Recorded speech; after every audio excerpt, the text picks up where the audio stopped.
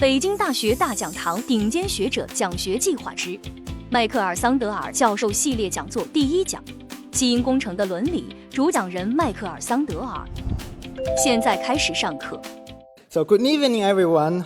Thank you for coming to tonight's event. And my name is Yuzhou Wang. I'm an assistant professor in the philosophy department at Peking University. And it is both my privilege and honor to serve as the moderator for this evening's event.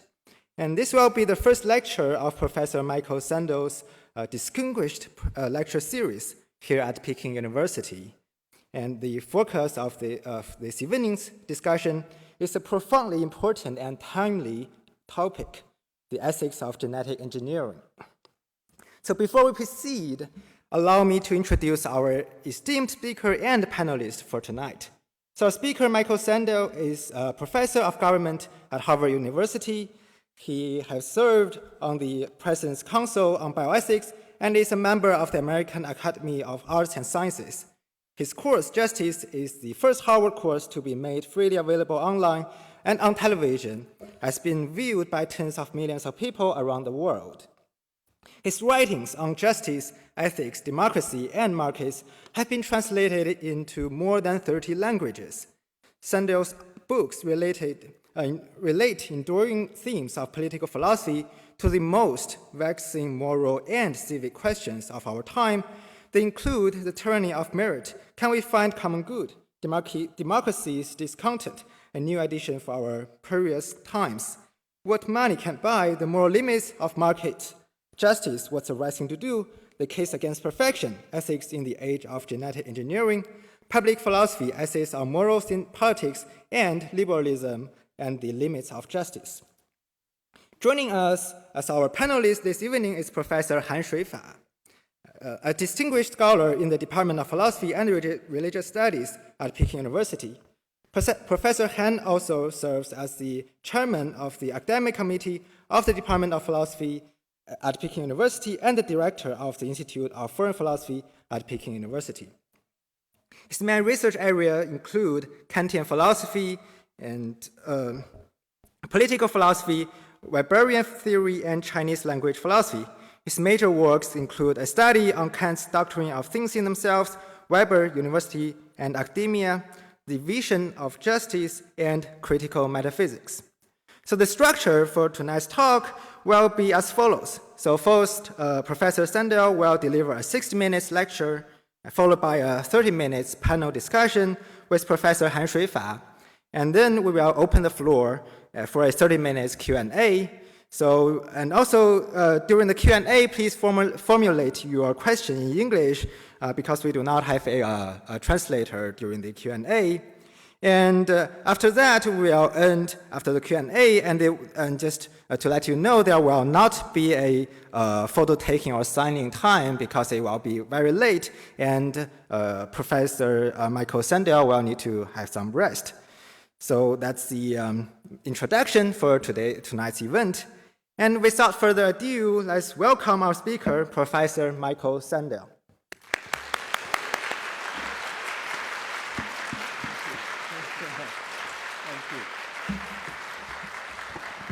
Well, thank you, Professor Huang, for that introduction, and thanks to all of you for coming, and to all of those who are watching on the live stream.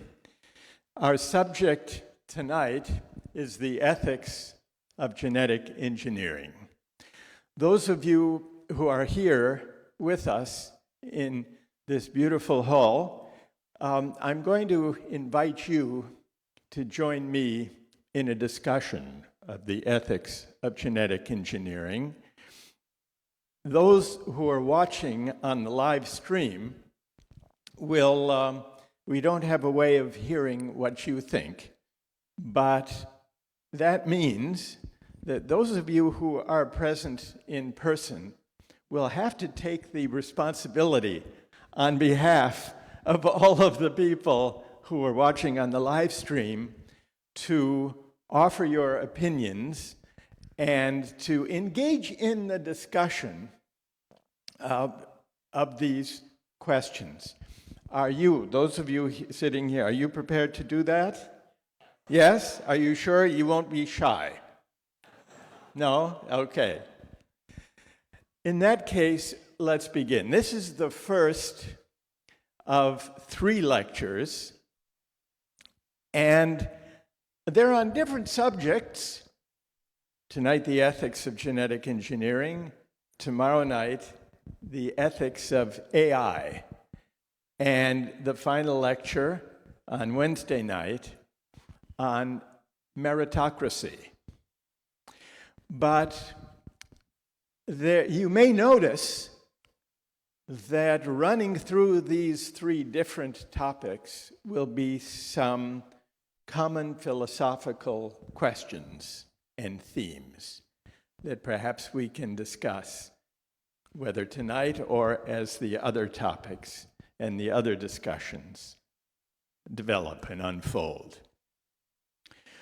Tonight, the question I would like to pose to you for discussion is this: should new genetic technologies, including CRISPR and gene editing technologies, be used only for medical purposes, to repair injury, for example, to restore people to health? Or should they also be used for non-medical purposes, to enable athletes to perform better, to run faster, to lift more weight, to bulk up their muscles? Should parents be able to use new genetic technologies to give their children better opportunities in life, to make their children stronger, smarter, happier, better at music or art, if this were possible, have higher IQs? And I'd like to hear what you think about non-medical uses of genetic technologies. And to begin, I would like to get your views on a new proposal for a new version of the Olympic Games. It's called the Enhanced Olympic Games.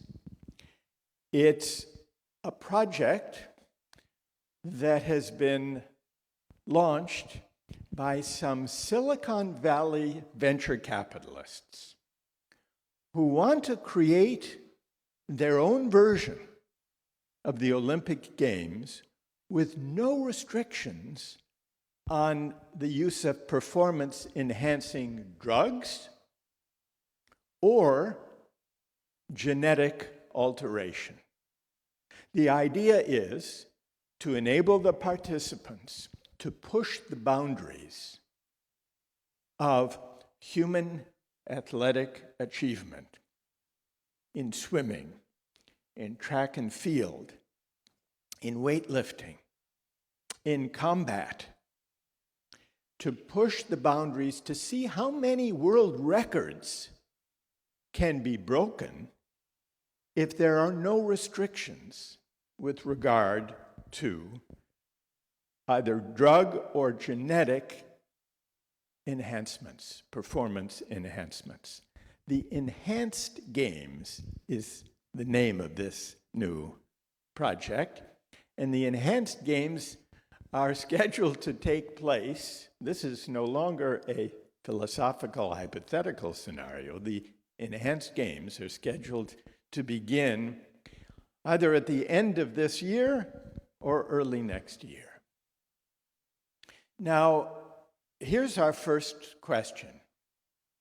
How many are in favor of the Enhanced Games, and how many are opposed? How many like the idea, and how many find it morally troubling? Let's first take a vote to see what people think. How many like the idea? Raise your hand. to push the boundaries of human athletic performance, to break new records? Keep your hands up, those who are in favor. And how many are opposed? Most people here in Centennial Hall are opposed, but a small number of people like the idea, are in favor. So let's begin with those who are in favor of the enhanced games. And do we have microphones so that we can enable? We have one there. Where else? Do we have one over here? Yes? All right. Who will tell us? Yes. Tell us you're in favor. Wait, no, we've got a microphone for you. All right. So I'm in favor of this game. Tell us your name. Yeah, sorry. I'm Alex, and I'm from Foreign Language School. And I'm in favor of this idea because I don't view it as an example for human history. Because, I see it as a opportunity to at least to push the bar, Yeah. at least to let us to see the possibility. But Yes. it doesn't mean that we need to make it popular. We still have the normal Olympics. It's just another track that led us to see It's more. another track to Yeah. see how far Yeah, human especially when you mention the silicon. It may stimulate some business ideas based on Yeah. this. So why not? Just like one-time chance. Yes. And which do you think would be more popular? The enhanced games or the traditional free range, as we might call them, the free range Olympics? Yeah, I Which? think the latter one, Which? the enhanced one. The enhanced, do you think, would be more popular? Yeah, because the competition will be more, exciting. Yeah. Maybe, because we can see people swimming faster than fish, maybe. Yeah. But yeah, the trials are not on embryos, they're just on athletes Right. and on adults who have informed consent to these, engineering trials. And They can choose for themselves yeah, whether to compete in the enhanced games or in the traditional one. definitely, yeah. Okay, thank you, Alex. Yeah, So you've heard Alex has made a pretty strong and vigorous argument in favor of the enhanced games. Who disagrees and can reply to Alex? Yes. Stand up and we'll get you a microphone. Here we are. Over here we have. Good evening. My opinion is that... and tell us your name. I am Nancy. Yeah, okay. And I think that with any game, there needs to be restrictions and rules. And if this enhanced sports will turn out to be something like as big as the Olympics, people will gain profit from it. Like there will be media, there will be TV shows. And if there's profit, some people will do anything for the money. And like in China, many athletes, they attend the sport because their family is very poor. So there's no choice. So their families send them to practice sport when they're very young. And if there's this enhanced sports that there's no restrictions to the harm that it has on people, as long as it makes them better athletes, I think that will harm many people who don't have the choice and go for the money. And so Nancy is opposed and thinks that, and challenges Alex's idea that it's truly a free choice. Because Nancy worries that if there's money to be made, fame and fortune, as there well might be, then many people, especially those from poor families, might be tempted to use performance-enhancing drugs or genetic alterations in order to compete and to make money. And they might feel the pressure, if they're very poor, to take very risky forms of drug or genetic alteration, not because they're making a truly free choice, but because they're really under the pressure to rise from very hard circumstances. Do I have that right? Yes. Okay, Alex, what do you say? Let's get the other microphone back to Alex. Do we have more than one? All right, let's have both Nancy and Alex have a microphone. Okay, thanks.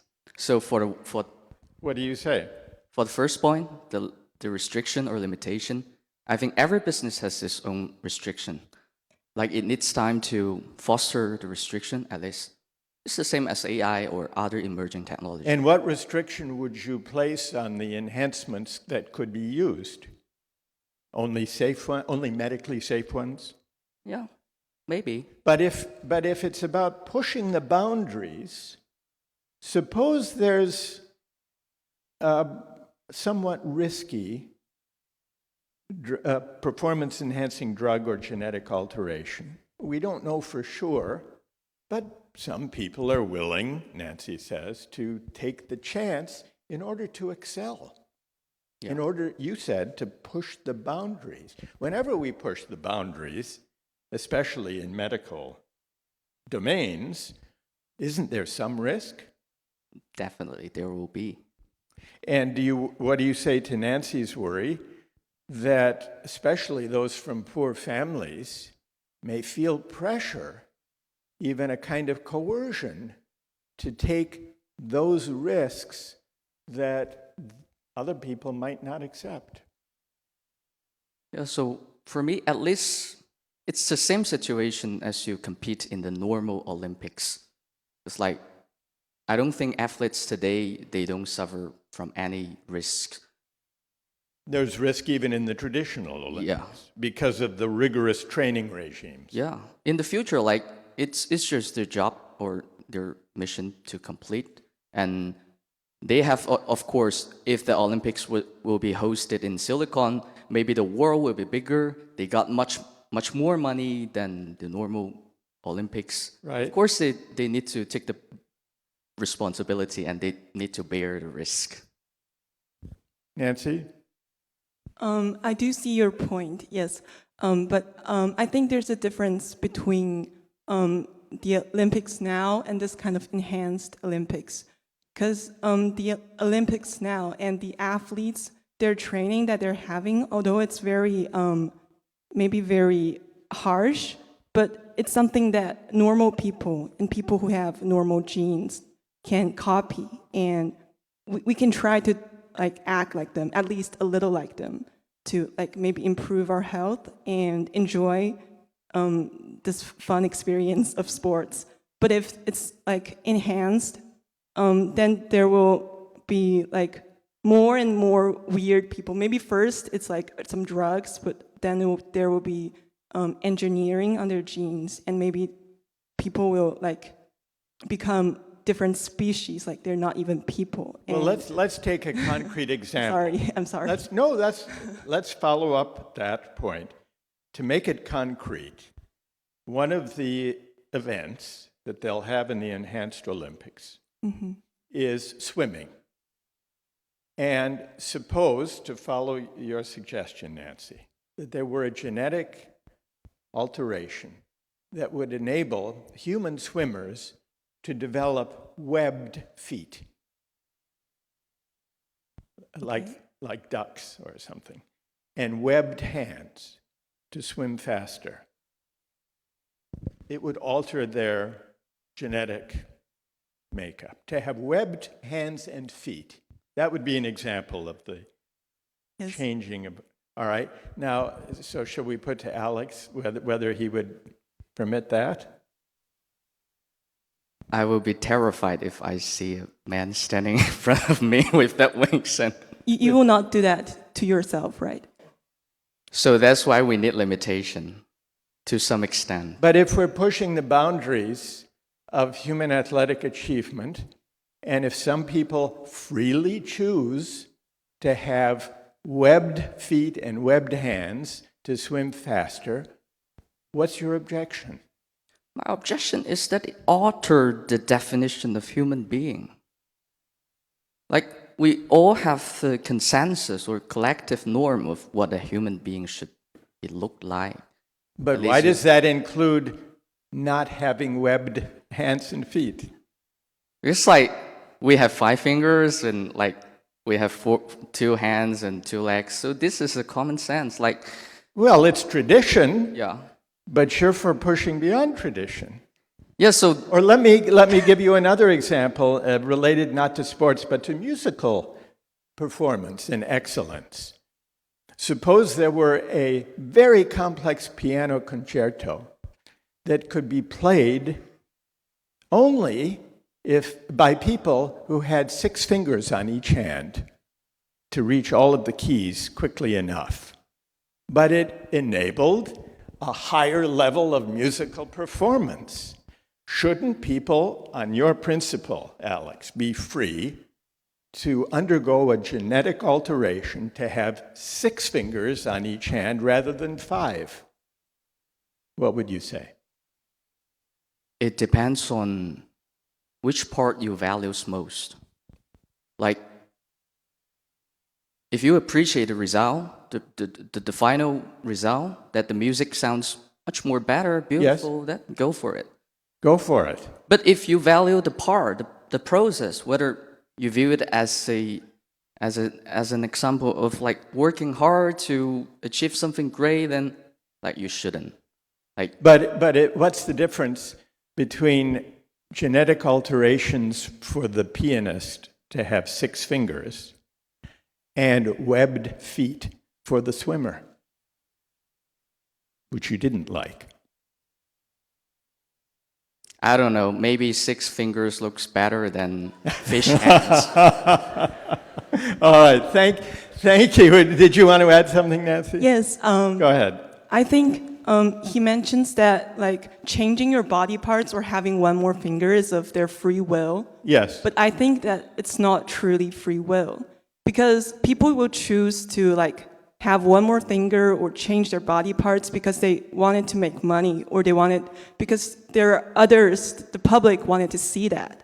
And this situation that they're in, it's not like decided by themselves. Like, people are watching this kind of weird game so that there's attention, there's popularity. So people make money from this. And I think that this is not normal. This is not like, Well, it's not normal. The question is whether we should move beyond the normal or the traditional to produce greater music, in the case of the 6-fingered pianist, or to swim faster than a fish, as Alex said before.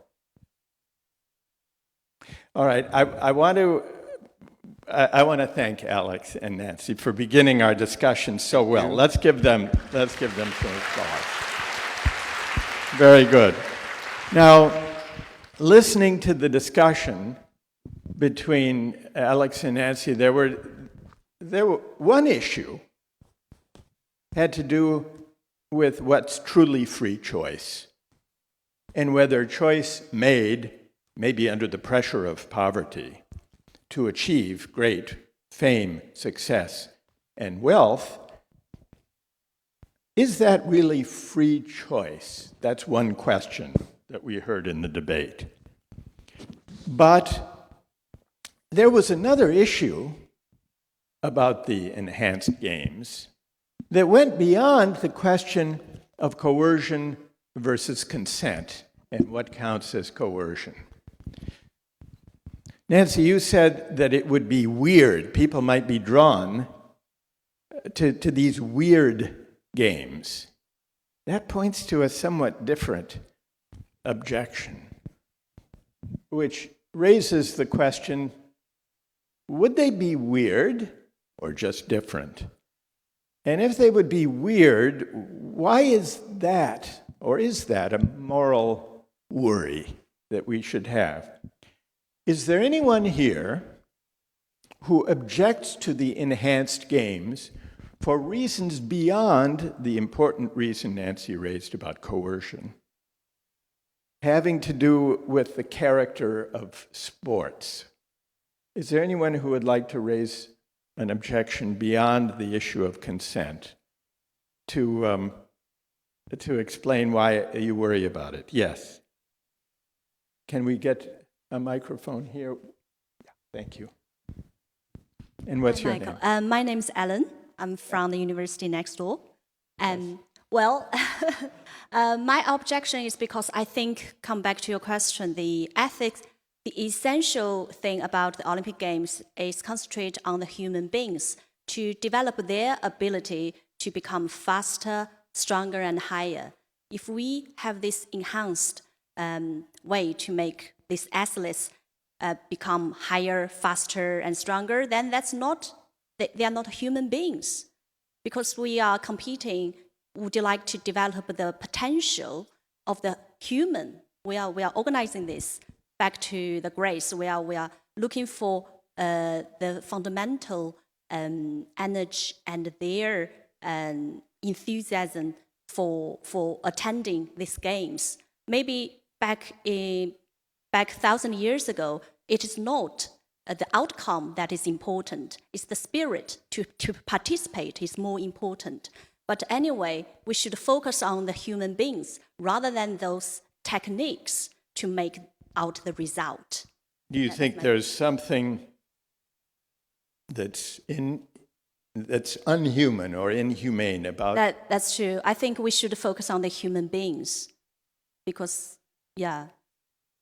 But what counts as a violation of our humanity if athletes improve themselves by taking vitamins, or if they have very vigorous workout regimes so that they have stronger muscles than the average person? You don't see that as contrary to celebrating human excellence? Yeah, I think that's to some extent by taking vitamins or working out very hard to stretch their limitation. It's still within being a human. They are not adding any other extra part of themselves or become weird of looking by. Well, have you ever looked at a really bulked up weightlifter with huge muscles? Do you think that looks weird? And they've not only, beautiful, not. It's not beautiful, Yeah. but it doesn't trouble you. And I think that's just up to their limitation, not like something else extra. But if they achieved those same enormous muscles through genetic alteration or drugs, then the same result, same bulked up muscles as someone who worked out at the gym every day. Probably that's why we have those restrictions on prevent people to do those things by taking drugs, making that extra muscles. Then why not prevent them from going to the gym more than 6 hours a day?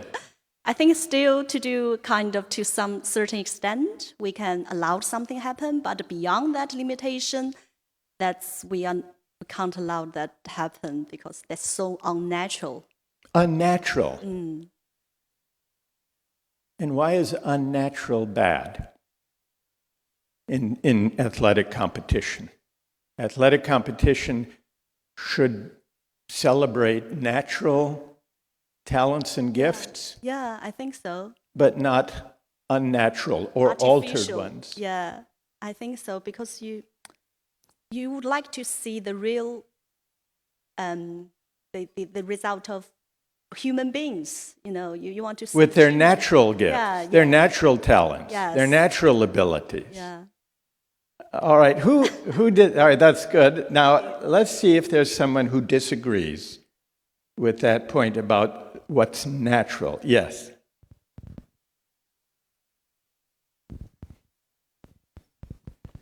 Hi, I'm Sydney. Pardon me, but I want to just strongly disagree with what she said respectfully. Yes. First of all, I think you should really clarify what makes human being and what defines naturalness, as you Yes. said. If you think people have oddly, how can I say, unhuman body parts, how about Paralympics? I mean, every athlete, they have some sort of mechanical parts added to their body, and do you consider that inhuman? In the Paralympics. Yes. Okay. Or that's- people yeah. who compete, let's say, in marathons in wheelchairs. Yeah. Oh, or that's they a have good example. added, I don't know, lag or anything. That's more unhuman, according to your definition. Okay, that's a good challenge that Sydney raises. What about the Paralympics, where people do a marathon in a wheelchair? I think it's That's okay. unnatural? I think it's okay if you have a default on something that you make it up. But for artificial, it's like added on top of what you already have. So that shouldn't be. I think if you are lacking of something, you can have a system to make it just, complete. To bring yourself up to the normal level of capacity. What about that, Sydney? I think normal is an artificial idea or the definition we give them. Maybe you should jump out of the box. What considered to be normal now might be quite aggressive prehistorically. I mean, we all evolved from apes, let's say. We're all very furry monkeys. And how we become from that tree-climbing creatures to this, decent-looking, clear-skinned, Well, let beings. me give an example and see if Ellen can reply. Here's an actual example. The golfer Tiger Woods, a great golfer. He was very nearsighted, and he had LASIK surgery to improve his eyesight. And this was not genetic enhancement, but it was LASIK surgery. And he didn't only improve his eyesight to 20/20, normal eyesight. He went beyond to acquire unusually good eyesight, so that he could see even better than the average person. So he was repairing a deficiency, but he went beyond normal, and he won his next, I don't know how many tournaments, because he had the advantage of this very, very precise eyesight. Now, what's normal? Is it the average eyesight? What's morally, was that morally illegitimate for Tiger Woods to have that kind of special eye surgery? I think that's very unfair if he did this eye surgery beyond the normal eyesight. Yeah. Because that's not fair to other competitors. So it is okay, he can modify it to repair his eyesight up to the normal eyesight. Yeah, but beyond that, that's unfair. And what do you think, Sydney, of this case? Does it make your point? I would like to say beyond, I understand all the concerns about how to regulate this new technology, but I would like to say if you cannot avoid it, why not embrace it? Why not harness it?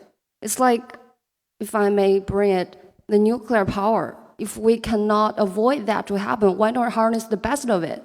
The question wouldn't be whether we should use it or not, but how to better use it.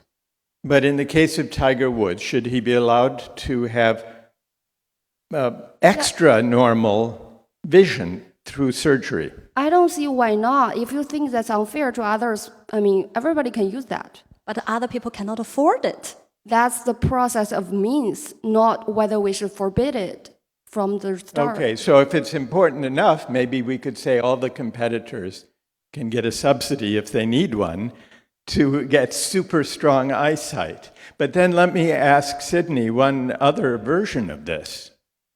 Suppose it would help some people to develop X-ray vision, suppose that were possible. Maybe they want jobs to work as screeners at airports so that they don't have to use those big machines to examine people's suitcases and luggage. Should people be able to acquire, if it could be done medically safely, X-ray vision?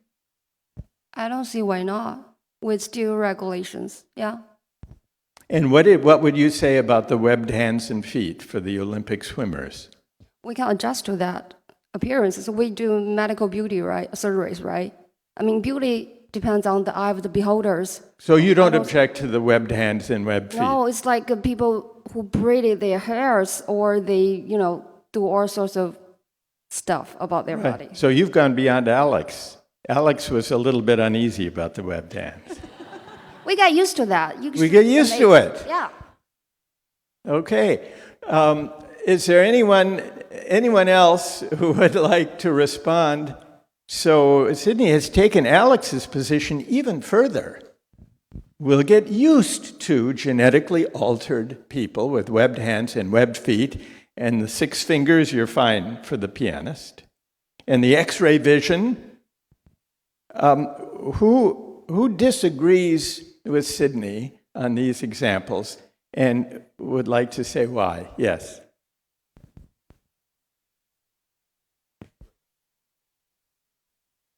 Where the microphone isn't turned on.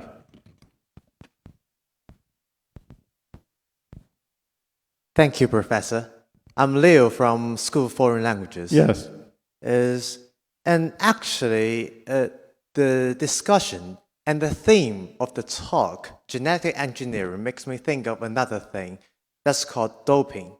So why we have a global, international association of anti-doping, Right. That's because we think doping is harmful to the health and morality of the athletics. To the health and to the morality of athletics. Yes. All right, the health I understand, and we've discussed that.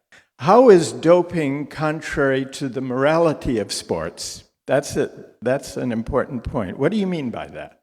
Because I think genetic engineering is similar to the doping. Because if we can just to change the genetics, like to make our body stronger and like make our athletes to achieve greater points and greater scores and to break their records. So why we can't use the doping to change our body? But actually, the fact is that Sinner, I will take an example. Sinner, a top tennis player, is forbidden from playing tennis for 2 months because he's tested positive, for checks. Okay, so it's a kind of cheating. Yes, I think. And that's why it's well. Let me see if I understand, Leo.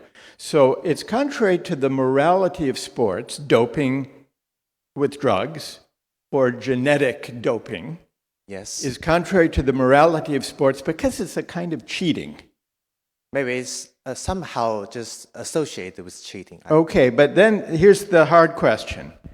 If, and I suspect Sydney will propose this, we can solve the problem of cheating very easily.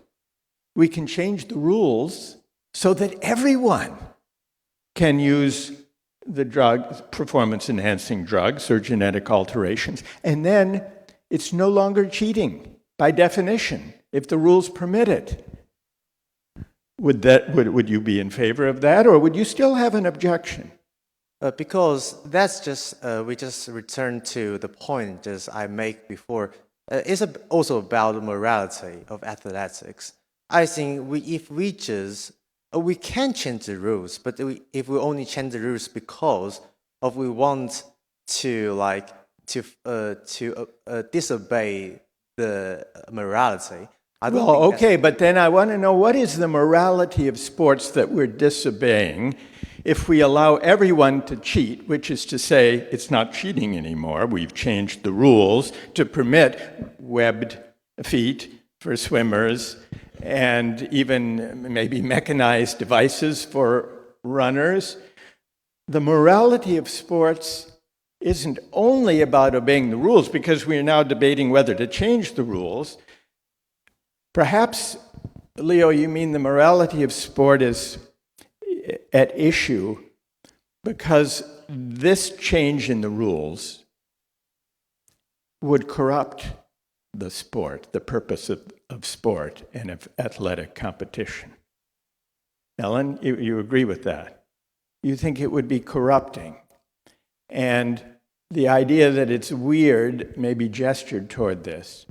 But then the question is, what what do we mean by corrupting the meaning or the purpose of sport? That suggests that athletic competition has a certain purpose, or telos, to use Aristotle's idea of purpose, that certain rules honor and bring out, and certain rules might override or corrupt.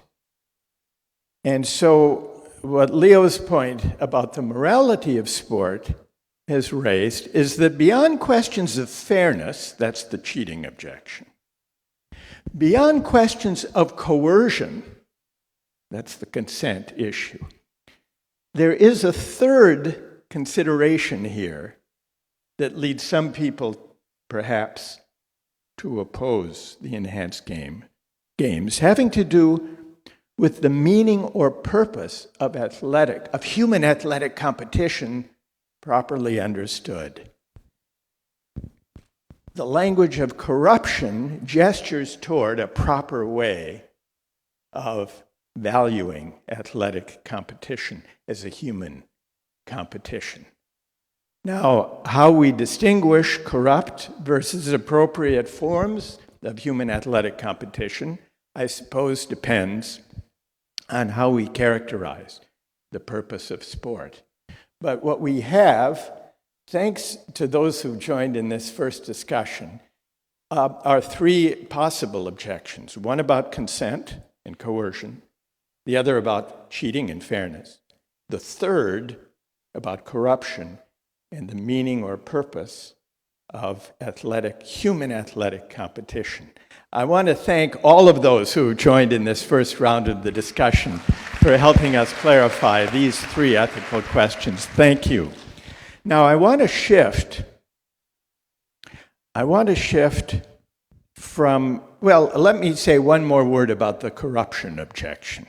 The corruption objection points to a conception of the purpose of sports as having something to do with the celebration and cultivation and appreciation of natural talents and gifts, which is why Leo, and I suspect others, think that the webbed feet for the swimmers is a kind of corruption because we're no longer celebrating the natural talents and gifts. We're instead engaging in a kind of spectacle, a kind of arms race, a genetic or pharmacological arms race that goes beyond an appreciation of the natural talents and gifts that athletic achievement or the piano concerto, music at their best, honor and reward. So the gifted character of human achievement seems somehow to be at stake in this corruption objection. Perhaps we'll come back to that when we consider another domain where genetic engineering is very much at issue. And this has to do with parents trying to give their children the best possible chance in life. And the question arises whether parents who want to give their children the best chance in life should be able, provided it's medically safe, to pick and choose the genetic traits of the children they'll have, to create even designer children, for example. Some of you may have seen a movie, a science fiction movie made some years ago called Gattaca. Has anyone seen Gattaca? It's a story, it's about a future in which parents routinely, through embryo screening, they didn't have CRISPR yet, but through embryo screening, could pick and choose the best genetic traits or the preferred genetic traits of their children. We have a short video excerpt of Gattaca, parents who are confronted with this choice. Let's have a look and then see what you think.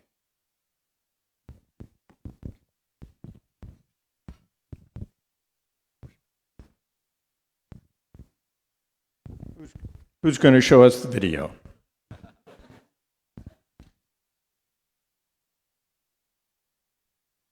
Vincent? From an early age, I came to think of myself as others thought of me. Vincent? Chronically ill. Every skinned knee and runny nose was treated as if it were life-threatening. This is the natural I'm sorry, child. the insurance won't cover it. If he fell... But I was told that everything was... I really wish there was something I could do.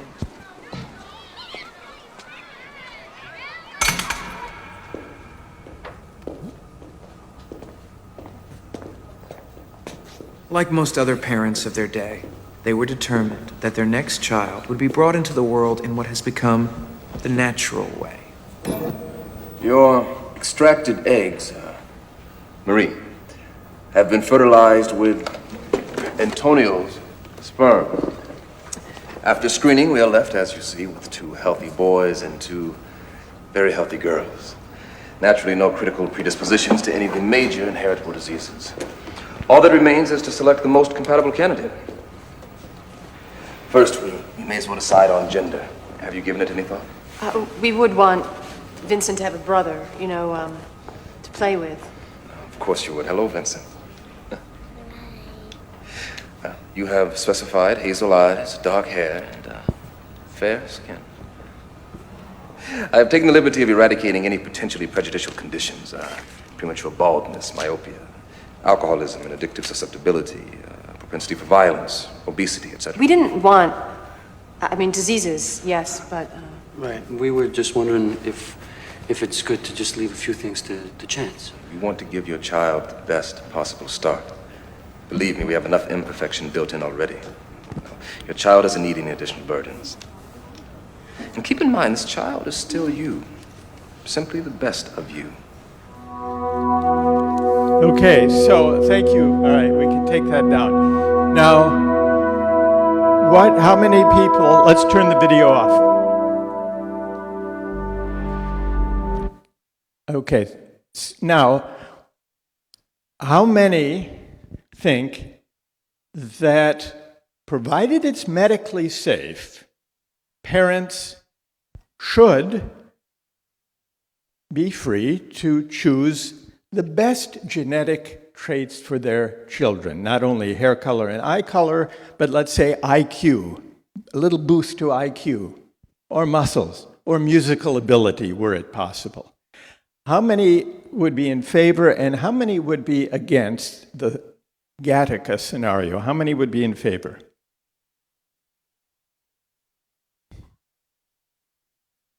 Just a handful, not including, I notice, Alex and Sydney. How many would be opposed? The majority are opposed. Let's hear, what is the objection exactly? Who has an objection and can tell us why you oppose this scenario? Yes.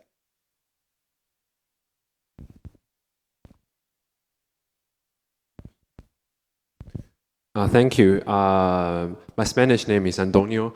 Antonio. Yeah, you can call me Anthony. I think that if you can select your personality by your parents, what comes with the chances is the burden, which also means the responsibility. Because you don't have to work hard for your grade A. For example, I take 100 score, but my friend take 90 because my IQ is higher than him. And your parents gave you a higher IQ? Yes, because my parents are richer than him, so that my personal labor is out of meaning. And so that our world will become interdivided, and those who are rich and who have more capital in their hands will become more richer and more smarter, higher, stronger. Yes. For those poor people, they just keep falling, because they are labeled as disabled. Okay, and so if your parents buy enhanced IQ, Antonio, for you, that would be unfair. It would give you an unfair advantage in life over someone whose parents did not buy a higher IQ for him or her. Yes? I suppose so. Okay, so who has a reply to Antonio? Yes. Yeah. I think that argument. Oh, sorry. My name is Zelen. And Zelen. Yeah, that's right. Okay. Yeah. It's my Chinese name in Pinyin, and I kind of converted it to English. Go ahead. Pronouncing it. Yeah, cool. So I think my argument, responding to his, would be that this argument goes both ways. So people with naturally gifted IQ has a advantage in this competing society, and it's not by their choice, and it's not by anything. It was just naturally gifted for them. Okay, all right, that's a good reply. Antonio, what do you say? Even now, without genetic enhancement, isn't it unfair that some people genetically have a higher IQ than others without any enhancement? Well, first, when we say a person is gifted, that means he's by naturally have a higher IQ. Yes. It's not, if you say those artificial talented are gifted, that means we are the God, but actually we're not. Because these gifted are by random. I don't know whether I'm going to be a smart person or I'm a dull. Because everybody is created equal. And we don't know if we have higher IQ or not. It's decided by so-called or natural or God whatsoever. So natural talents or God-given gifts are not within our control. They exceed our control. They're beyond our control. And so the advantages, would you say, Antonio, the advantages we derive from natural talents or God-given gifts, they're still advantages from which we benefit. Isn't that unfair? It is, to some perspective, it is unfair, but we have a lot of system to fix that. And what system are you thinking of? The redistribution of income from... For example, when we have a car, many people have a car now, but we don't have the IQ to build a car. It's the people who are smarter who invent the car, like, I don't know, Porsche or Ford or what. But I still can be the driver in this day, and I'm able to use the vehicle, although I'm not as smarter as him. Another example is Einstein. He invented right. Yeah. But so people with great natural gifts achieve great things and contribute to society to a greater degree, perhaps, than those with lesser gifts. But, well, do you think there's a difference in principle between natural talents and gifts, being born with a high IQ, and genetically selected IQ advantages? I think there is an underlying difference in that the intention, or there is an actor in that. I think for the genetically engineered one, you can trace down to a specific enactor.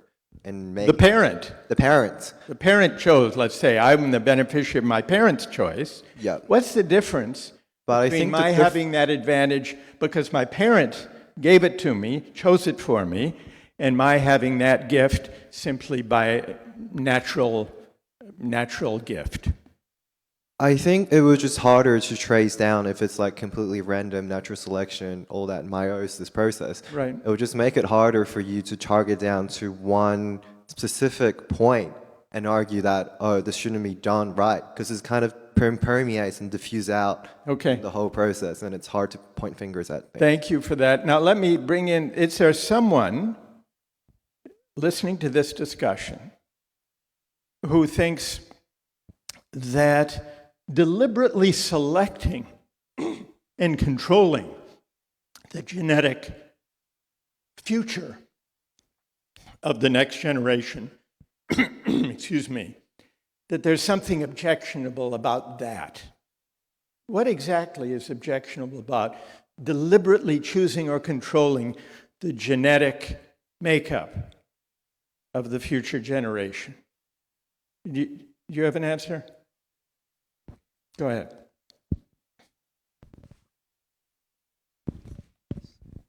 Thank you, Professor. My name is Jackie, and I'm a clinical medical student. Okay. I think that I don't agree with this because when you're controlling something, there must be a purpose. And the one who is controlling it, he dominates this. Like, for example, right now, those who make the rules and who does the distribution of all the resources. They have their goals, and we don't know what that is. And Right. there is equality and all the suffering right now. And if we use our technology to enlarge this equality, then what will happen in the future? What will happen to all those who do not have the power, who do not have a say on such things? And if some very arrogant guys say that they can be the God, they can determine what will happen in the future, then what should we do, like the normal human beings?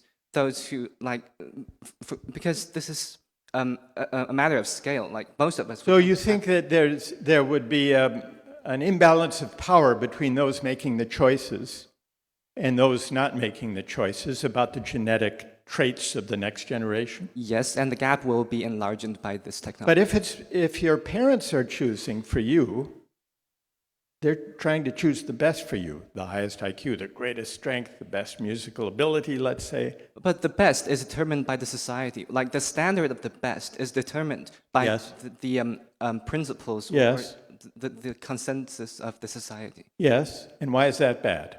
And these common values of what is good determined by the society is also influenced by other factors, by something that we don't know where it comes from. For example, I'm sorry, just... Well, here's maybe an example of what you're worried about. What about the history of eugenics? The history of eugenics, where those in power tried to improve humanity, or at least those in their country, by, in some cases, very harsh measures. In Hitler's Nazi Germany, for example, through forced sterilization of the supposedly unfit and ultimately genocide. That was a eugenic project. Do you worry that any attempt at genetic control of the future generation is eugenic? I think it might lead to that direction.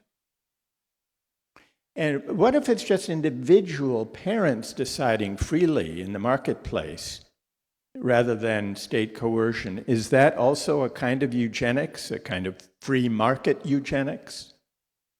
But I think that what sounds like an deliberate decision, for example, to give his children an advantage or an edge in music. Yes. Even this thought is determined by some factor beyond us. Yes. We developed this thought because of some corruption or something that has gone wrong in the society. Okay, and what we're trying to get at is what exactly is the corruption? Competition. But what is the value that's being corrupted? Is it the unqualified, unconditional parental love for a child, regardless of how smart the child is or how strong the child is?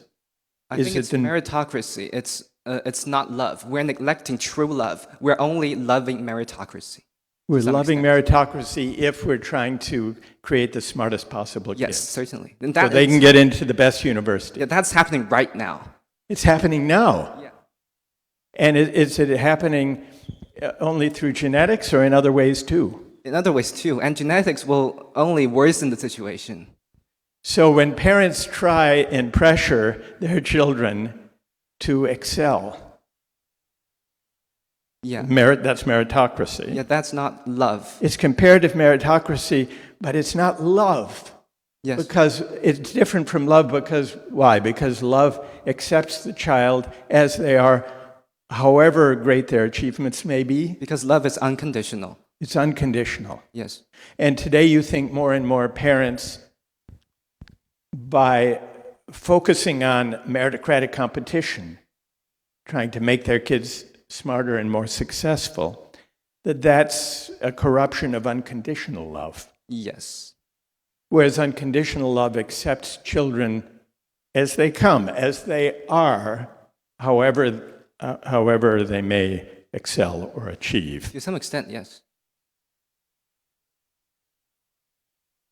Well, that's a powerful suggestion, because what that suggests, it's Jackie, you said? Yes. What Jackie is suggesting is that the problem may not be only with genetic engineering.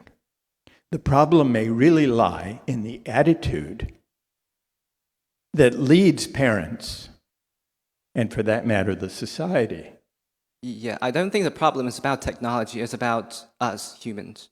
It's about us, and the problem about us has to do with the drive to compete and to create the best possible child, the best possible performance, the best possible achievement, and that this drive, this impulse, this attitude, and it's an attitude of mastery or control, Yeah. that this is at odds with the unconditional love of parents for children. Yes. Which is to accept them as they come. All right, I want to thank Jackie and everyone who's participated in this discussion of designer children. Let's give them a round of applause. So what can we conclude from the discussions we've had about genetic engineering in sports and also, in this case, in parenting? It seems that we've got the three objections, one about coercion and consent, one about fairness, and one about corruption. Now, the corruption objection that Jackie just articulated in regard to the parenting case points to a certain norm of accepting and appreciating with unconditional love the natural talents and gifts, whatever they may be, of the child. And this is analogous to the corruption argument we explored in the case of sports, where it was suggested that the problem with the morality of sports is the genetic engineering, the webbed feet, for example, corrupt an appreciation of athletic performance as a celebration of natural gifts. What these arguments have in common is that both resist a very powerful tendency today. And as Jackie points out, it's a tendency that finds expression not only in genetic alteration, but in a tendency to overlook or to override an appreciation of natural talents and gifts, and to exercise a kind of mastery or dominion or control, in this case over the future generations. And what makes this whole question difficult is that in much of our lives, we want to extend human mastery and control. We want to exert our will to shape or reshape nature, even bend nature to human purposes. Medical science is an example. We want to push the frontiers of medical science to cure illness and disease and repair injury. Just as in the traditional Olympics, we celebrate those who push themselves to develop their natural gifts to the full extent possible. In our careers, in our role as students, we want to control to the fullest possible extent our future, our success, our achievements, devoting effort, working hard to get into Beida or to get into Harvard, to excel, effort, striving, the exertion of mastery and dominion over our circumstance, or for that matter, over nature, we generally think of as a good thing, as an exercise of human agency. But in the case of parenting, as in the case of sports, it seems that an excess of mastery and dominion, of that attitude of control, can lead us to miss or to override or to corrupt an appreciation of the giftedness of human experience.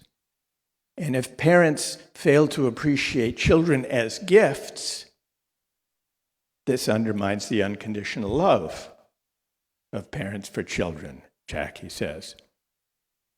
And if we override the gifted athletic capacities of those who compete in the Olympics by seeking an enhanced Olympics, we may also miss an appreciation of the giftedness of natural human athletic talents or musical talents in the case of the pianist. And in the end, overriding or forgetting the gifted character of human experience and achievement may actually not be an exercise of freedom after all. Because if we think of ourselves, what's the moral of this story and of this discussion? I think it's this. Changing our nature to fit the social and economic arrangements that we've designed, that in the end is not an exercise of freedom. Because it assumes those social and economic arrangements are fixed once and for all, beyond human control. So it's actually, if you think about it, a form of disempowerment. A form of disempowerment because it distracts us from asking questions about how social and economic life should be organized and arranged, and focuses instead on changing our nature to fit those social and economic arrangements. So, here's what I conclude. Rather than try to change our nature to fit the world that we've created, perhaps instead, the higher freedom consists in reflecting together, as we've been doing this evening, on what social and economic arrangements are best suited, most appropriate to cultivating the talents and gifts, ambitions and aspirations of the imperfect human beings that we are. Thank you all very much for this discussion. Thank you. And now Professor Han is going to join us.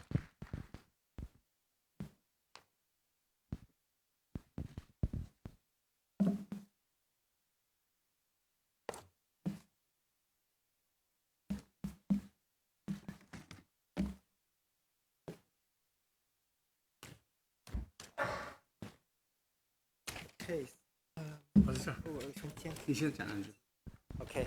So thank you, Professor Michael Sandel, for the wonderful lecture.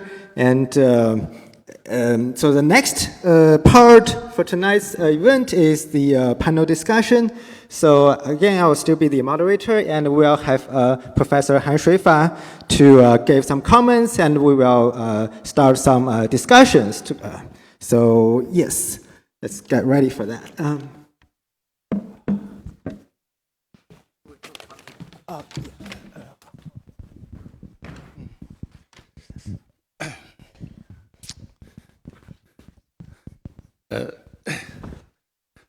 沈代教授啊，非常高兴啊今天来听了沈代教授一个非常有挑战性的一个讲演和现场的对话啊，因为我们现在碰到的一个就是人类发展到今天，我们碰到2大问题，一个就是生物工程，也就是基因科技带来的挑战，另外一个就是沈代教授明天要讨论的一个人工智能的问题。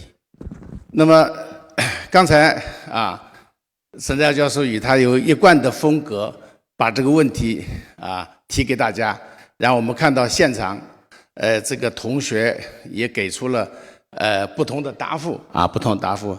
那么当然，沈代教授他是非常强调啊，比如说人的自然的本性，人的一些道德的问题。我们碰到基因伦理这个基因编辑，尤其基因编辑的一个伦理问题。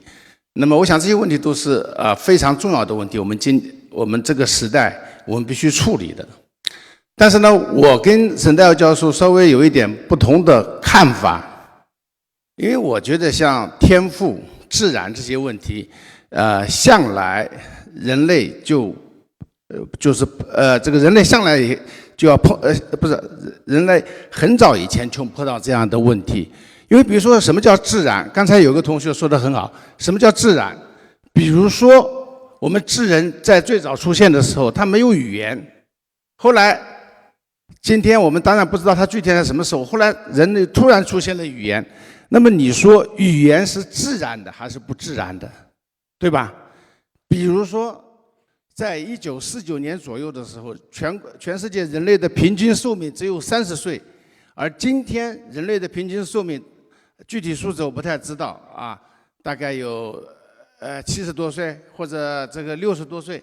那么你说这是自然还是不自然的？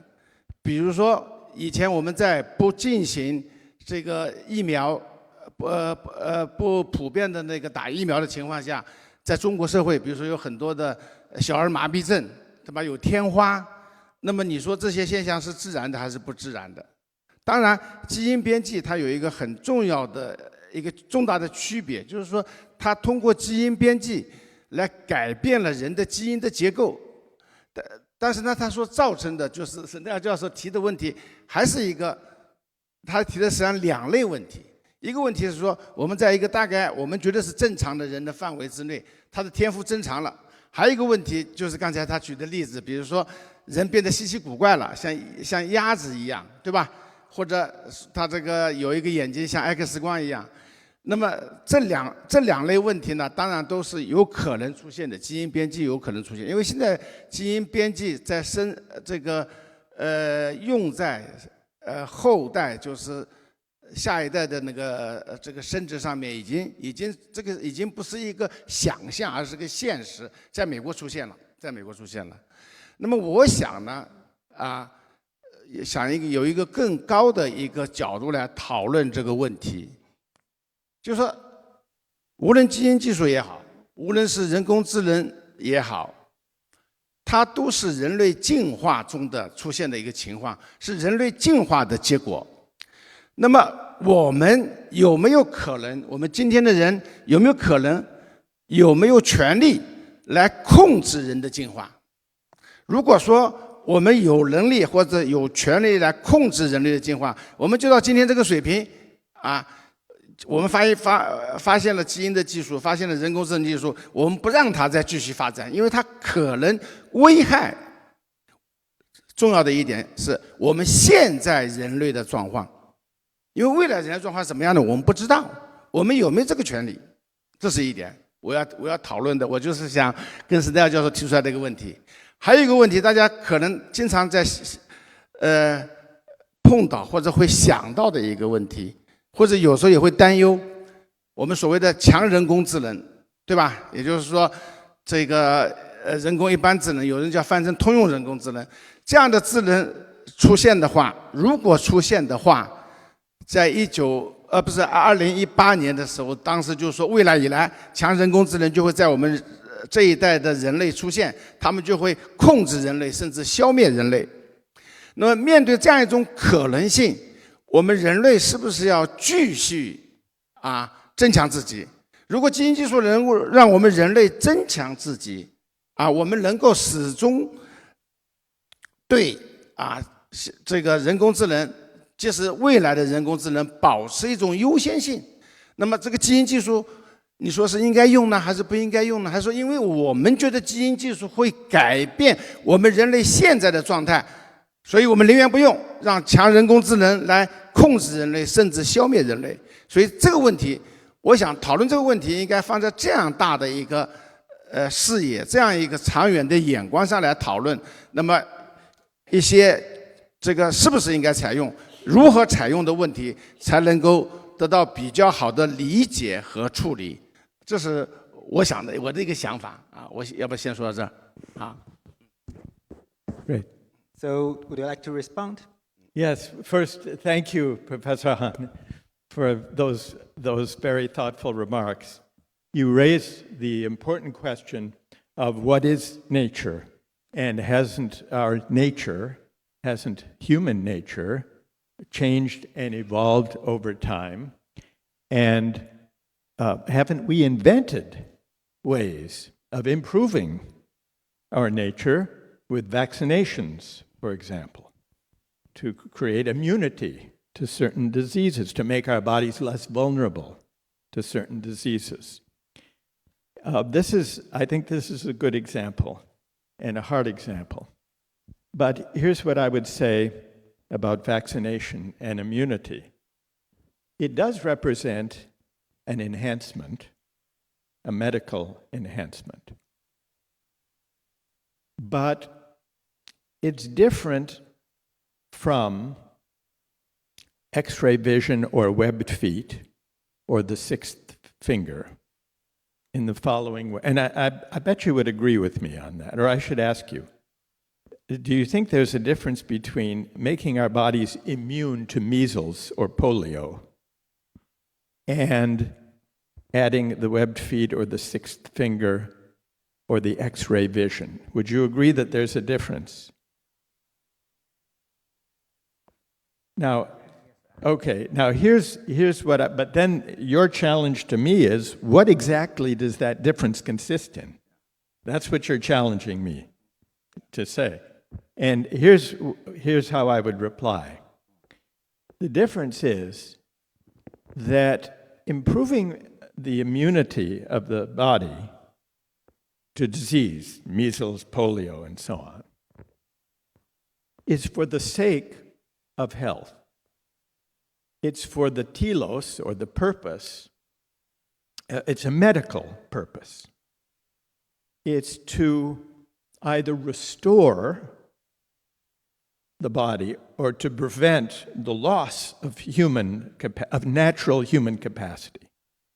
If someone has polio, then they lose a natural human capacity to stand and to walk and to run. And if we repair that condition through the use of crutches, or better yet, prevent that condition through vaccinations, polio vaccinations, we are restoring the natural human capacity to enable people to flourish as natural human beings. So it represents improvement, it represents progress, of course, I agree. But it's progress for the sake of a purpose or a telos, which is medical, which is enabling us to flourish as natural human beings, unlike the webbed feet or the sixth finger or the X-ray vision, which is not a medical purpose, but the purpose is really a competitive advantage, to go to the point that Jackie was raising, a competitive advantage in athletic competition, for example. And so I think we have to distinguish these cases by asking what purpose And when we ask that, it's possible to embrace and to affirm genetic engineering for medical purposes, or to repair injury, while still rejecting non-medical intervention, genetic enhancement, to create designer babies or to satisfy the consumer or competitive preferences and desires of parents. What do you think of that distinction? Would you like to respond to the question? Yeah. Okay. So that I think is the essential point, very important point that you raise, and that's how I would address it. Now, yeah, I mean, OK 那么刚才这个沈代教授他提这个问题呢，其实是我承认这个问题很尖锐，但是呢，就基因工程如果用到人类身上呢，我认为有3大问题。第一个，沈代教授并不反对，就是基因的技术用于治疗人类的疾病，对吧？就用于治疗的手段，沈代教授不反对。那么还有其实有两个，有一个呢，沈代教授他没有提到，就基因教授不是基因技术用于人类的增强，这是现在争论非常大的。我们要不要增强人类？比如说，刚才沈代教授提到体育运动员，如果说你能够增强体力，他弹跳得很高，对吧？他跑得更快，对吧？还有比如说我们在座的各位，如果同学也好，老师也好，老师觉得精力不够，如果我们通过基因能够增强你的精力，你的记忆力大大的增强，你上这个背英文单词，你一天可以背2000个，那么这种增强你们接不接受？第3个就是最尖锐的，沈代尔教授提到的，我们要不制造出对我们现在的人看来是稀奇古怪的，比如说6个手指头，对不对？比如说像这个鸭蹼一样的脚，我想呢，后面这个可能少数人会同意，对吧？绝大多数人不会同意。那么，所以呢，就这一点来说，我同意沈代尔教授啊，我觉得不应该有我们人类就是这个生长出，比如说像这个像那个鸭蹼一样的脚，或者6个手指头，甚至8个手指头，对吧？这个我们可能是同意，但是有一个问题，大家可能看过一些美国拍的、好莱坞拍的一些这个外星人的电影，那外星人跟我们长得就不一样，对吧？长得稀奇古怪的。这里有一个很重要的一个哲学问题，什么哲学问题呢？就是我们人类的形象是不是向来如此的？我们未来的人类的形象是不是要保持我们现在的这样一个状态？这个问题我们要考虑的。那么我们还有一点，就是刚才我已经提到的，我们在多大的程度上，我们有权利来始终保持我们人类现在状况。我在这个发表的一篇论文叫《人工智能时代的人文主义》里面做了一个思想实验。如果我们最早的智人，我们现在全世界人类，不管是这个欧洲的人还是亚洲的人黑人或者黄种人，都是智人嘛，对吧？如果最早的智人说我们的形象就是最完美的形象，我们不能改变，那我们今天就不能坐在这里，我们不会有大学，我们也不能穿衣服，大家都赤身裸体，我们也不能吃熟食，对吧？更不用说用手机。那么我们的形象，而且这个基因的科学研究也证明，智人的基因跟我们现在人的基因还是有差别的，人类在进化过程中有些基因有改变了。其实我们今天也面临着这样的一个问题，我们是不是有权决定未来的人类就永远保持这个形象？我们要从这点角度来看Thank you. Yes. Okay. Well, let me try to reply. First, I'm in favor of cooked food. Although I do like sushi. But this raises the question of what counts as an improvement. Now, I agree that the examples I gave, some of them were extreme.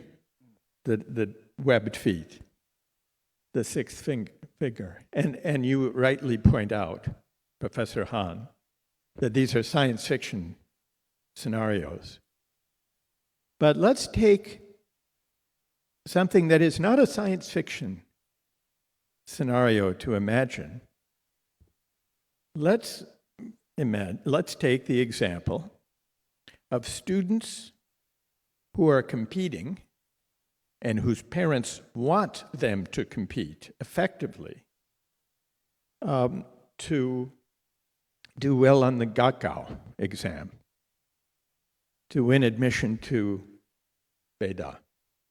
And they have available drugs, or even, let's imagine, a genetic alteration that will improve their concentration so that they can study 12 hours a day instead of only 10 hours a day for the Gaokao.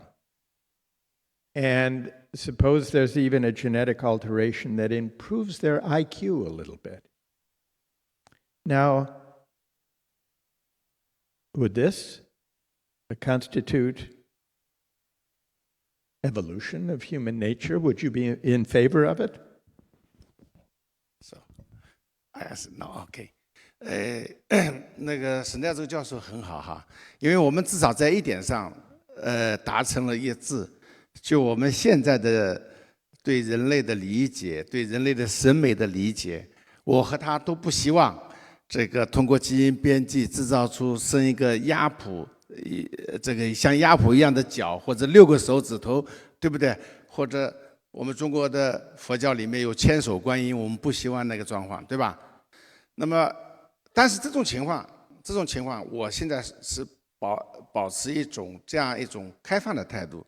未来的人类怎么想，我们不知道，对吧？但是现在我们的人类可以达成一个共识，不希望这种情况出现。但是那个沈代教授后面提这个，如果能够增强我们的记忆，那么而且在一个安全的情况下，而且这种情况呢，如果在技术可能的情况下，能够普惠到所有人，那我觉得是可以接受的。And you'd be in favor. 对，我们应该达成一个共识。为什么呢？我举一个很简单的例子，我们现在人类患有很多疾病，但是最好的手术和最好的药，一开始出来都是非常昂贵的，只有少数人才能接受，才能接受这样的医疗，接受这样的治疗。那么这些东西，你说是不是因为它造成了不平等，我们就不要发展呢？不是的。我们在技术可能的情况下，要让这种手术、让这种药变得每个人都可以接受。那么，在人类的增强的情况下，就是人类基因的增强技术，我的一个前提是它在保证人类的安全，就是没有带来大规模的风险的情况下，那我觉得是可以的，而且我们要通过技术的这个改进，让每一个人都能享受到。为什么呢？我们还有一个重要的背景，人工智能在飞速的发展。我们人类要不要增强自己？我们是愿意保持人类中心主义呢，还是愿意某一天我们被更强的这个人工智能给控制或者消灭？更不用说还可能有外星生命。更强的外星生命这样的一种可能性下，所以我在我前面说的2个前提满足下，我认为通过基因技术来增强人类是可以接受的。Okay. All right. But here I would like to reply. If it's safe, so we have two considerations: that it's safe, and that it can be universal. Everyone can have access. Rich and poor alike. Still, there are reasons to oppose some forms of genetic engineering and of AI. And let me give you an example where I think maybe you will agree with me that there are reasons beyond safety and fairness. Suppose in your philosophy class, you found that more and more students were submitting papers and essays that were written by ChatGPT. Just suppose, hypothetically, that happened. Now, would you say, provided, now, you might object because it's cheating. That's like the cheating objection we had with the enhanced Olympics. But cheating simply means against the rules. So you could change the rules and say that every student may use ChatGPT to write the philosophy papers if they want to. And there could be a problem of access if the ChatGPT app were expensive, that some could afford it and others not. But we could solve that problem by creating universal access to the ChatGPT. And it doesn't pose any medical risk to write a philosophy paper that way. No risk, universal access. Would you change the rules in your classroom to say you can submit philosophy papers using this new and improved technology? The papers will be better. They'll be better. Would you be in favor of that? 这个沈德耀教授提这个问题很好啊，这个问题呢非常好，但是在我看来呢，这个问题不尖锐。为什么不尖锐呢？因为大家知道我们的那个DeepSeek 出现了以后，它开源了，它免费了，对吧？大家人人都可以用。Okay. 但是呢，我同意沈德耀教授的一个观点，我不同意课堂上，尤其像北京大学这样的课堂上，可以学生的作业用 ChatGPT 来写，不同意。但是仅仅定这个规则没有用，始终永远北大会有一些学生要作弊的，对吧？这个大家都知道，当然就少数人了。但是呢，我们解决这个问题呢，不是改变规则，而是改变技术。很高兴的，我前几天看到已经有 ChatGPT 查重的软件出来了，它可以非常容易的查出你这个论文不是你自己写的，是那个 AI 写的，很高兴。所以这就是中国的一句话，叫“道高一尺，魔高一丈”啊。所以我们只有这样来解决，规则没有改变，在座的各位还是不能作弊，对吧？但是呢，你可以用这个 AI， 用大语言模型来帮你查资料，来帮你这个收集一些基本观点，对吧？而且呢，在有些不涉及到人的创造力的方面，我们让 ChatGPT 来帮我们做事，可以的呀。帮你拟一个日程，帮你做一个 PPT， 这都是可以的。但考试这种创造力的工作，体现每个学生自己的能力的工作不允许，就是增强了以后，就是用基因技术增强了人的智力以后，这也不允许。这点我们是一致的。Okay. 谢谢。But then, all right, I agree with that. I agree. I would not change the rule either for papers that involve creativity. I should say, by the way, that those apps, those software apps that enable you to determine whether a paper is written by ChatGPT or DeepSeek, I've used those many times, and they are not always accurate. They are not always accurate. But that's a side point. The fundamental point is, you and I agree, Professor Han, that for papers involving creativity in philosophy, for example,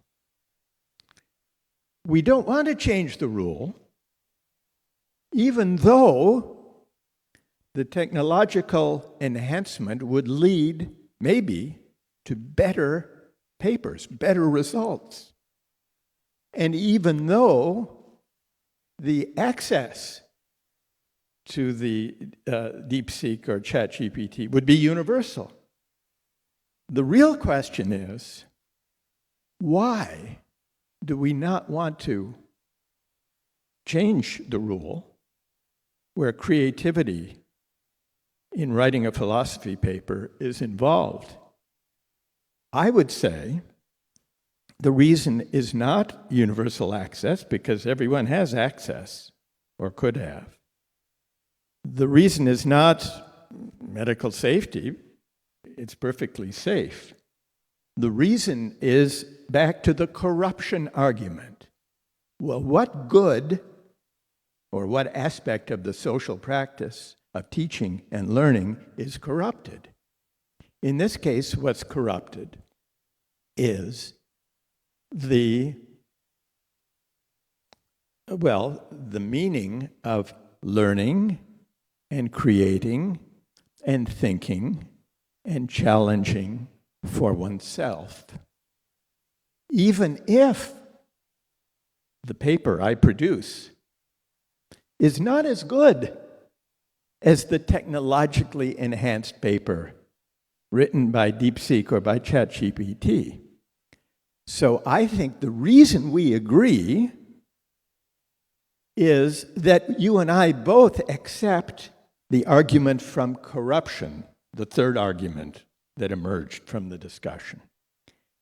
But the argument for corruption requires that we articulate the purpose or the telos of the social practice, whether of parenting, the norm of unconditional love of parents for children, or the social practice of athletic competition, the celebration and appreciation of natural talents and gifts, or in the case of education, the human good connected with teaching and learning and reasoning and creating and sometimes failing and sometimes learning from the failure. That's why we both don't want to change that rule. But my argument, the underlying philosophical argument, is that we then both accept this third objection, the one to do with upholding and affirming certain distinctive goods embedded in social practices, in this case, of education and of teaching and of learning. 沈调教授，他这个说的很好，就是我们要维护一些社会的公共的原则，社会的比如说正义的原则，我们认为值得珍视的一些价值。Yes. 那么我想呢， Right. 如果这样说可能还不够，还要说得更高。什么更高呢？也就是说，在这样一个时代，在基因技术的时代，在人工智能的时代，我们面临的问题是维护人类的。我是个人类中心主义者，我们要维护人类的尊严、人类的这优越性、人类的情感的价值，以及人类的一个合作的精神。我们只有在这样一个前提下，我们来讨论我们应该遵守的一些规则。所以呢，这个规则可能它有持久性，但是规则的内容可能会改变。因为像天赋也好，这个天才也好，它实际上会改变的。而且我们现在即使没有基因技术，天赋和这个人的这个天资啊，或者他的天才等等这些才能吧，天生的才能吧，它实际上也是有偶然性的。那么沈调教授有一个很重要的观点，他认为这种偶然性是生命给我们的礼物，是很珍贵的。我同意这个观点。但是呢，如果我们相信人类的不断的进化，我们相信这个人类是在不断的发展自己的，即使有了基因增强的技术，才能还是有差别的。如果将来发展到某一天，我们把人都编成了同样的，那跟机器人一样了，那这人类的尊严、人类的这个能力、人类的这个情感就没有了。那这种情况，我认为不太会出现啊，不会出现。如果出现了，那人类跟机器人就一样了。所以呢，我们在这样一个更高的一个观点下呢，在这样一个更高的视野下呢，我同意沈德耀教授的观点啊，这个是我同意的。但是呢，我们必须看得更远，看得更高。我们面对的威胁是现实的，虽然每个人实际上你日常生活中不会去想这个问题，但是当我们在把人类作为一个类来看的时候，这些威胁是切实存在的，而我们的这个对我们的一种挑战，我们的努力的目标也应该是切实的，是这样的啊，谢谢。Good. So thank you both for the wonderful discussions. I would like to hear more about it, but we are running out of time, so we need more time for the Q&A. So again, thank you all, and let's give our professors a round of applause.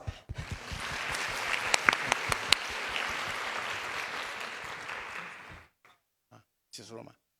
好了吗？下面就是那个开放提问啊，行。So So now the floor is open to the audience. So if you have a question, you can raise your hand, and we will have microphones sent to you. So right here. 如果给我提问，请用中文啊。So 这边这位男同学，第一排的这边。好。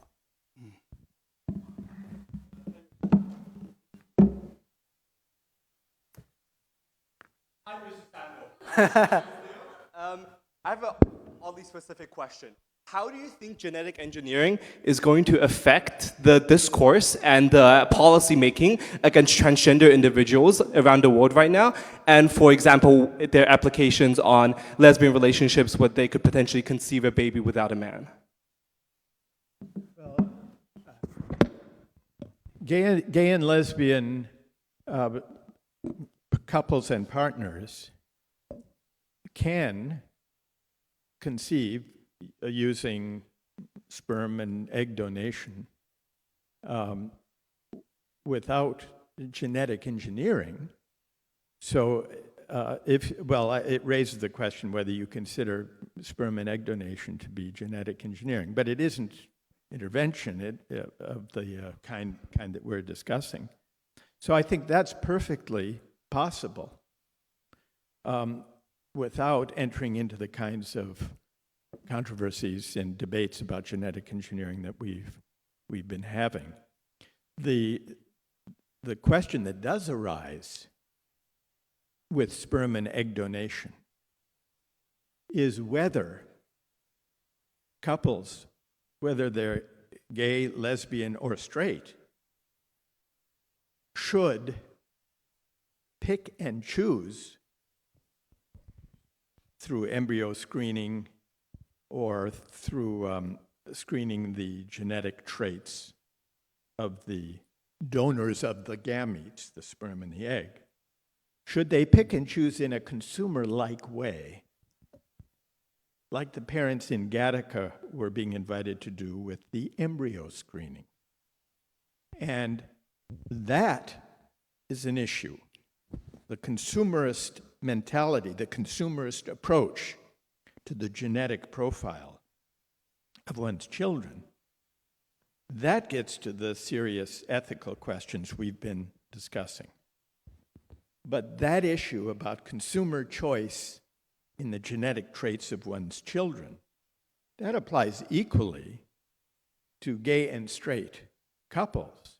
It applies to anyone who uses reproductive technologies for non-medical choices. Do I want a child with brown hair and blue eyes, for example? Do I want a smarter child or a child of average IQ? There are excesses of this kind anytime parents can pick and choose the genetic traits of an embryo, or for that matter, in a sperm bank.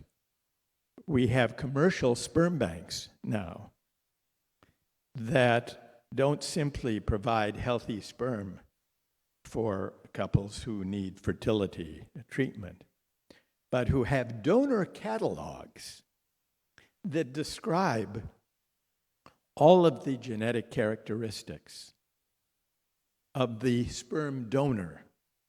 And these commercial sperm banks, there's the most prominent one in the United States, locates its sperm bank in two places, in Cambridge, Massachusetts, between Harvard and MIT, and in Palo Alto, California, near Stanford.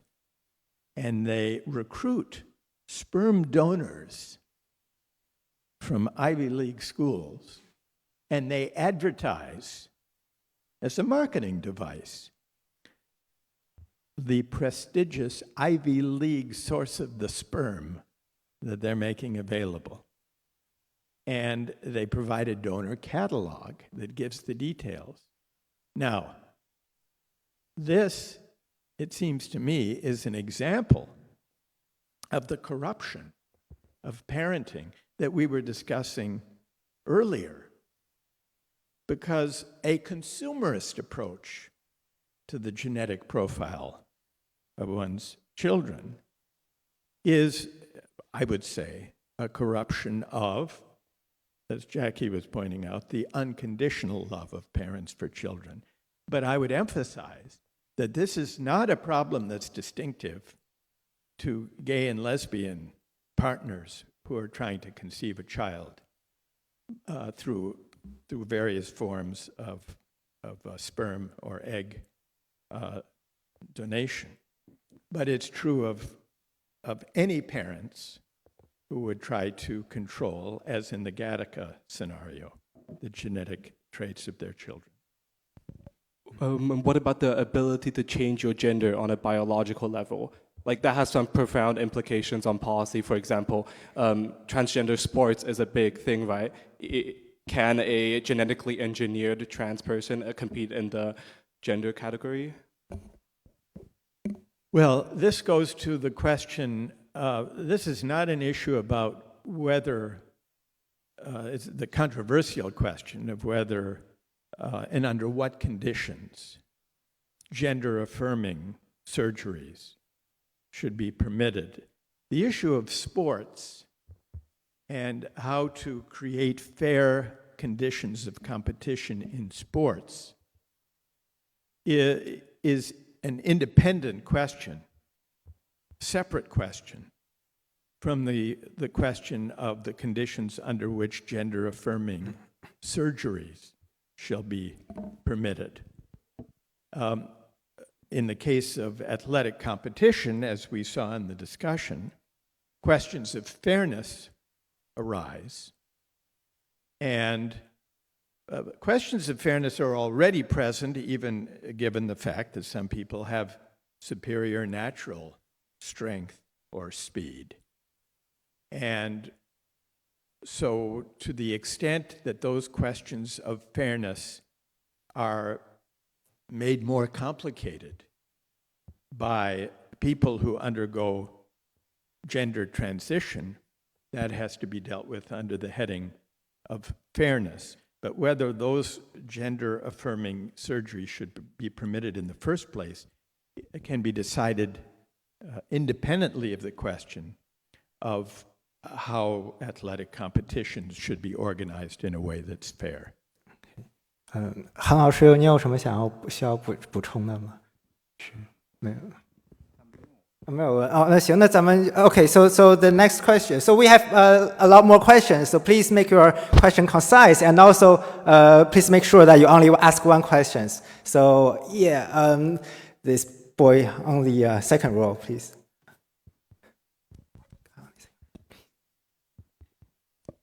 Hello, sir. My name is Li Chenghuan, and I am an undergraduate student from Guanghua School of Management.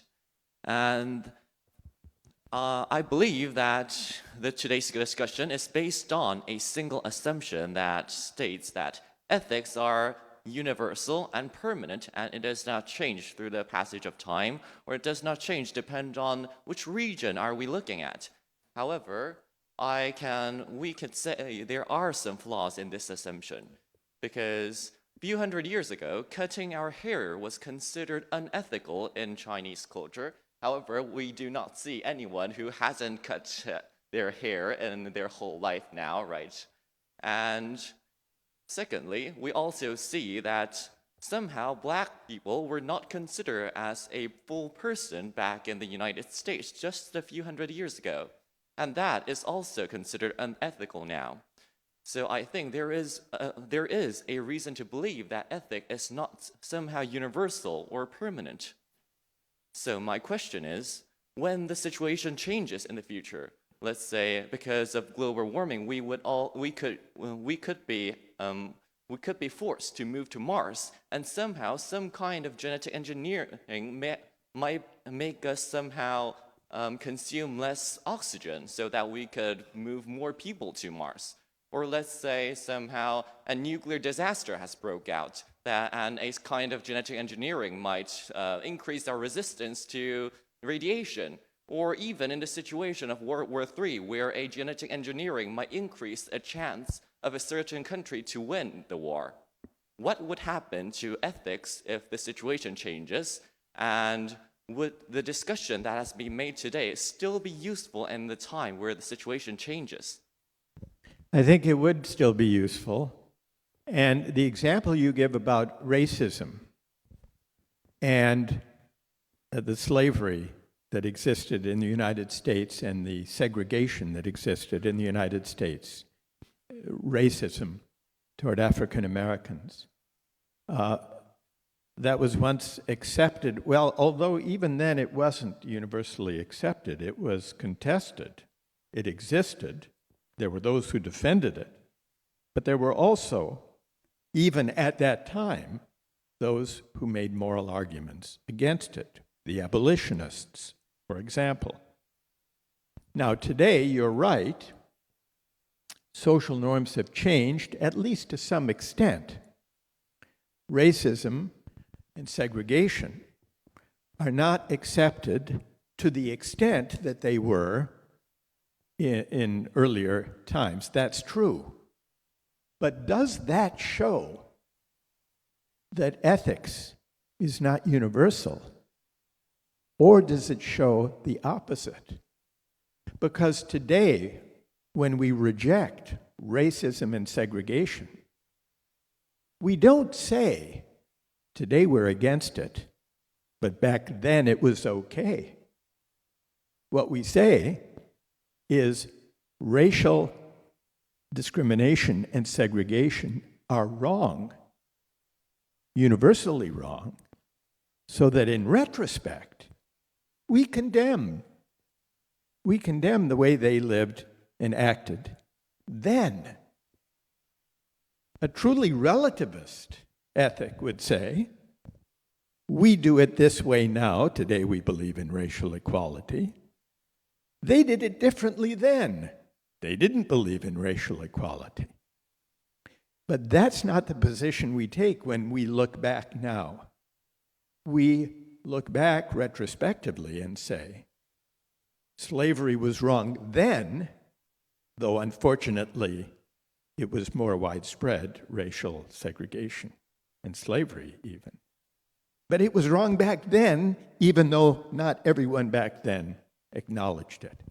So this example illustrates the universality of ethics, not moral relativism. Now, as for what the second half of the question was, remind me about the second half of the question.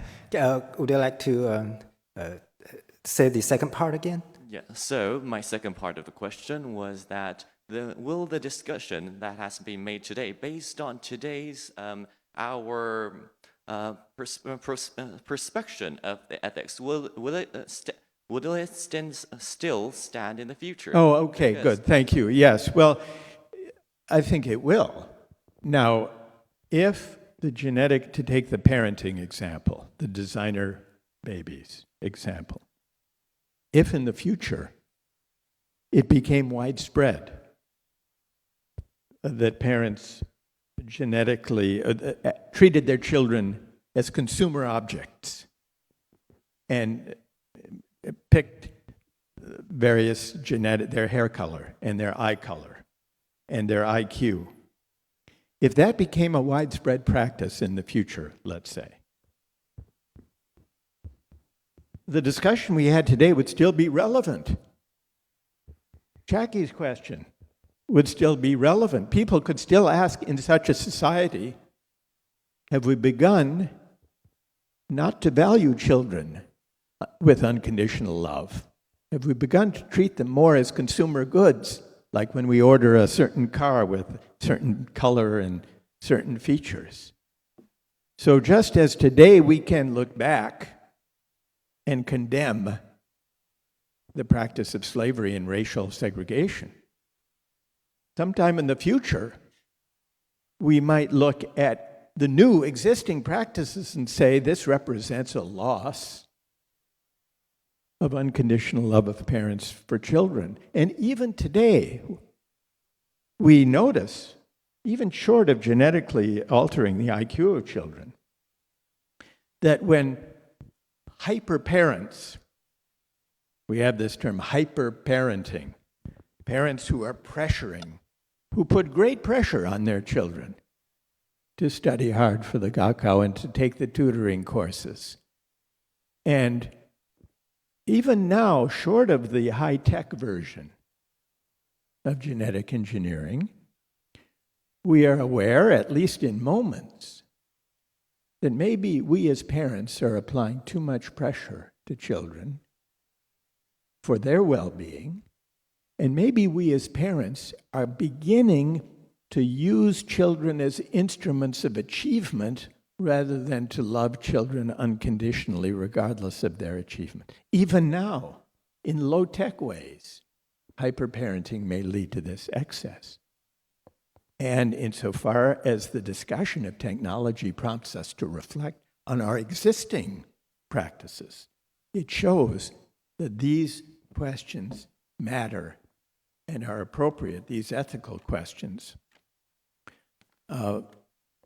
retrospectively, but also in imagining future scenarios. Okay, thank you. It's already time, but I think we can take one more question maybe. Yeah, because I haven't got a chance to go to the people sitting in the back. So yes, that lady, please. Yeah.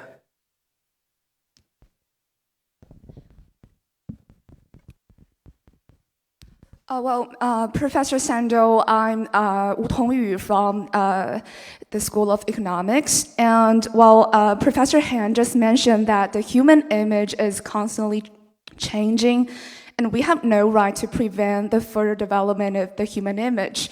But when we look back at the ancient murals, we will find that those with 6 fingers and webbed feet are not people, but actually gods. I think that the development of human beings based on genetic engineering is not only limited to people who want to be better, but also people who want to be gods. Just like people have always wanted to fly. This dream called people wanting to be God is rooted in human genes, in my opinion. And as Adam and Eve failed to resist the allure of the apples, how can we resist the temptation of being the gods? Maybe for a while, but I think it can't be forever. So how can we prevent the genetic engineering from progressing? Thank you. Great. Okay. And I should say, if people do want okay, come up here.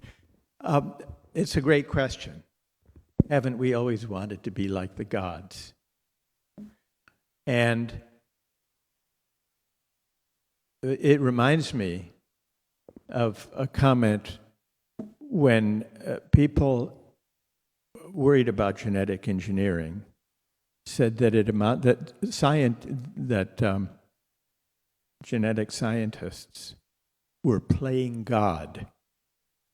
One of those scientists replied, "Well, if we don't play God, who will?" It is perhaps a universal longing to extend our powers of mastery and dominion over nature, including over human nature, without limit or bounds. It's a kind of Promethean ambition. And it's led to remarkable innovation and invention in agriculture, in technology, in industry, in medicine. In earlier centuries, if people had been told that one day we'll be able to perform surgery, opening the human body and intervening with human tools and skills to repair a heart or to replace a heart, that would have been seen like a godlike project. But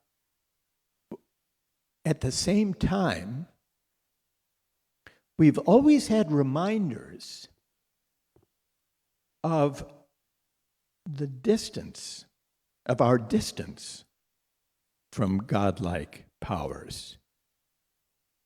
And sometimes those reminders have come when we have fallen short in exerting our mastery and dominion.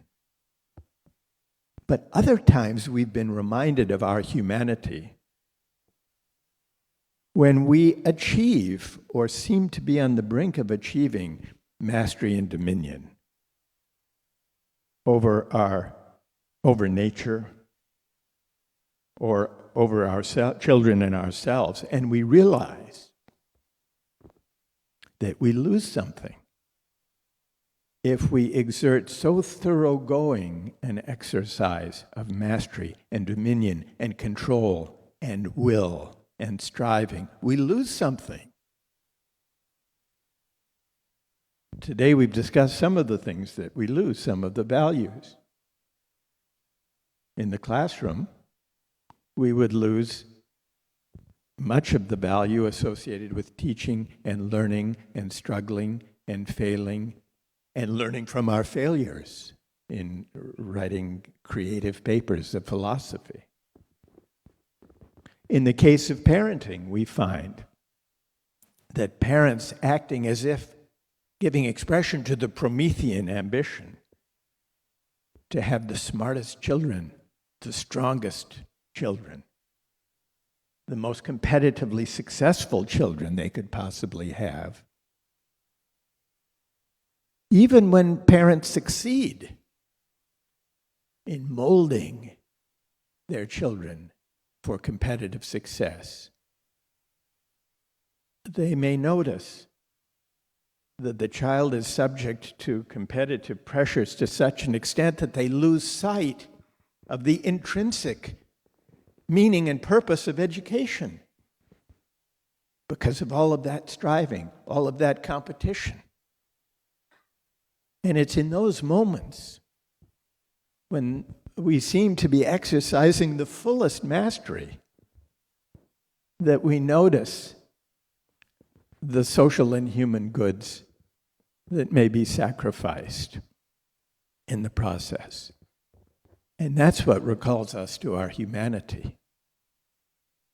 And the appreciation of our humanity is something we have to hold always in tension with the other side of ourselves that would remake nature as if we were gods. Thank you for a wonderful question and for a terrific discussion. And Thank you again. Thank you to Professor Han. Yeah, thank you. Professor Wang. Thank you.